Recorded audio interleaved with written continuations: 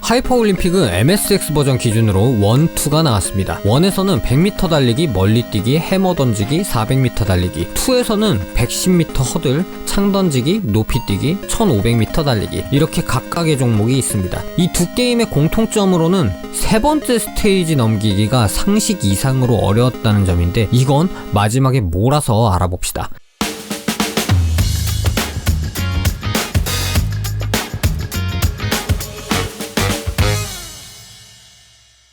원부터 알아볼게요. 100m 달리기, 그야말로 우측 버튼 하나만 연타하면 되는 단순 명료한 게임입니다. 생각보다 커트라인이 빠듯함으로 최선을 다해서 두들기지 않으면 첫 스테이지부터 게임 오버를 경험할 수도 있는 곳이죠. 멀리뛰기, 도움 닫기 후 점프. 이 게임에서 제일 조심해야 할 것은 다름 아닌 점프선. 화면 스크롤이 순식간에 이동하므로 우리가 점프해야 하는 선을 눈으로 잘 쫓아가야 합니다. 조금이라도 욕심부리는 순간 바로 파울 선언되죠.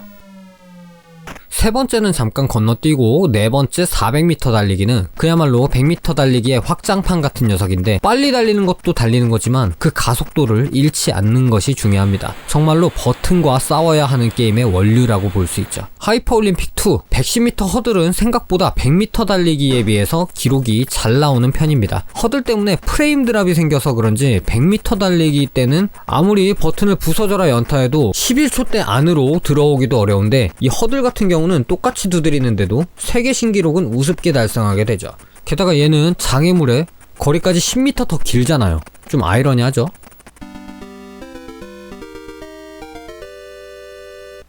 창 던지기, 각도도 각도지만 도움 닫기가 정말 중요한 종목인데, 밑에 있는 달리기 속도가 초속 1200을 넘지 못하면 아무리 각을 잘 잡고 던져도 75m 이상의 비거리가 안 나옵니다. 그냥 죽어라고 뛰어야 합니다. 그리고 1500m 달리기, 이건 진짜 왜 만들어서 우리를 힘들게 하나 싶었던 종목인데, 진짜 1500m를 생짜로 달리는 게임이고요. 조금이라도 버튼 연타를 쉬면 가속도가 줄어서 점점 늪으로 빠지게 됩니다. 이걸 예전에 친구들이랑 같이 한 적이 있었는데, 집에서 게임으로 체력장을 하는 느낌을 주곤 하죠.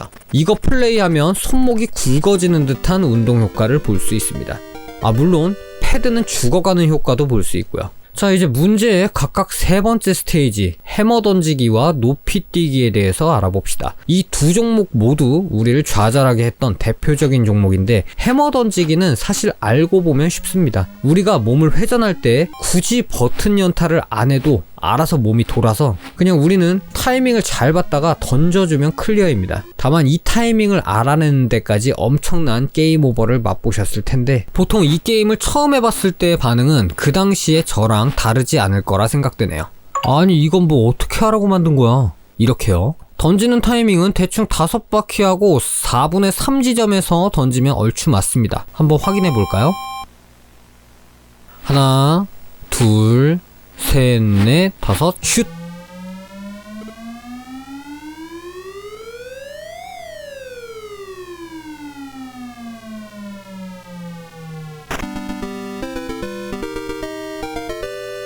어때요? 엄청 멀리 날아가죠? 자, 마지막 종목 높이뛰기. 어린 날 수많은 한숨을 자아내게 했던 종목입니다. 일단 이 게임을 깨는 방법에 대해서 브리핑을 드리자면, 이 가로대까지 도움 닫기를 아주 빠르게 한 후 점프를 한 후 상황에 맞게 각도 조절을 다시 점프 버튼으로 살짝 바꿔서 매트로 떨어지면 됩니다. 이 게임이 왜 그토록 어렵냐면, 이 도움 닫기 하는 거리가 짧아도 너무 짧다는 것입니다. 정말 빠른 스피드라는 표현으로도 부족하고 폭발적인 스피드를 내서 점프를 해야 합니다. 일단 도움 닫기로 여기까지 오는 데는 약 0.5초. 이 시간 동안 오른쪽 버튼을 최소 9번은 눌러야 이 높이를 간신히 통과할 높이로 점프가 됩니다. 0.5초에 9번이니까 결국 1초에 18번 연타할 수 있는 속도로 눌러줘야 하는 거죠. 이게 바로 이 스테이지가 어려웠던 이유입니다. 아마도 저기 있는 세계 신기록을 깨려면 1초에 20번 이상 연타를 해야 클리어 가능하지 않을까요? 혹시라도 이 스테이지를 한 번도 깨본 적이 없어서 한이 맺혔던 분들이 계시다면 이렇게 깨시면 됩니다. 가로대까지 버튼을 9번 정도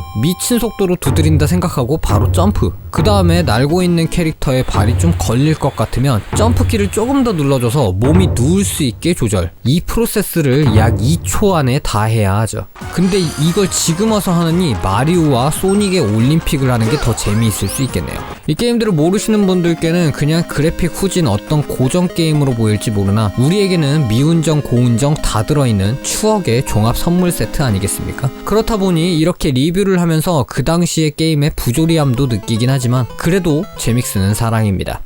아무튼 어린 날에 이 게임들 한번 깨보겠다고 잡았다가 패드를 수없이 깨먹은 여러분들께 이 영상을 바치며 저는 다음 영상에서 찾아뵙도록 하겠습니다. 지금까지 바닐라였습니다.